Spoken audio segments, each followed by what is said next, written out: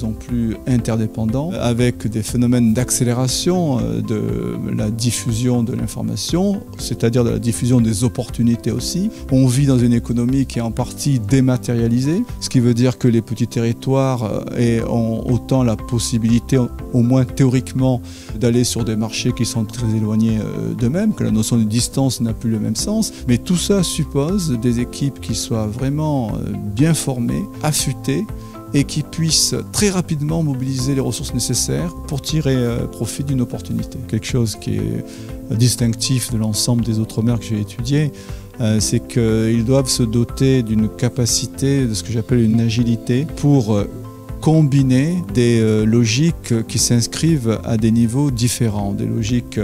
microéconomiques régionales avec des projections qui sont franchement macro-multilatérales. Donc il faut qu'ils puissent être en mesure de défendre leurs intérêts dans des enceintes multilatérales en faisant le lobbying nécessaire auprès de leurs autorités nationales. Mais aussi, il faut qu'ils aient à l'esprit que dans un petit marché régional, eh bien, il faut pouvoir prendre langue directement avec d'autres groupes économiques, d'autres entreprises pour se partager un marché. Donc vous voyez, il y a tout un axe sur lequel il faut coulisser. Et ça se suppose d'avoir des équipes qui soient vraiment affûtées et qui puissent passer d'une législation à l'autre, qui puissent parler une langue et une autre du voisin, qui puissent s'inscrire dans la culture d'un pays et d'un autre et qui en permanence sont en mesure de faire la synthèse de leurs intérêts. Il est certain que dans les questions, je voyais poindre ici et là la préoccupation économique qui est naturelle dans l'enceinte dans laquelle je m'exprimais, notamment ce qui m'était demandé très souvent en creux ou en plein, c'était ce qu'il y avait dans l'expérience des autres Outre-mer une formule, je ne dirais pas magique, mais qui fonctionnait davantage qu'une autre pour l'internationalisation de petites économies ou pour la projection internationale des entreprises. Donc ça, c'est bien naturel et j'ai essayé de répondre comme je pouvais dans la mesure où, en réalité, chaque entreprise doit construire sa stratégie et cette stratégie doit être évolutive par définition, puisqu'il faut s'adapter à un marché qui est toujours très compétitif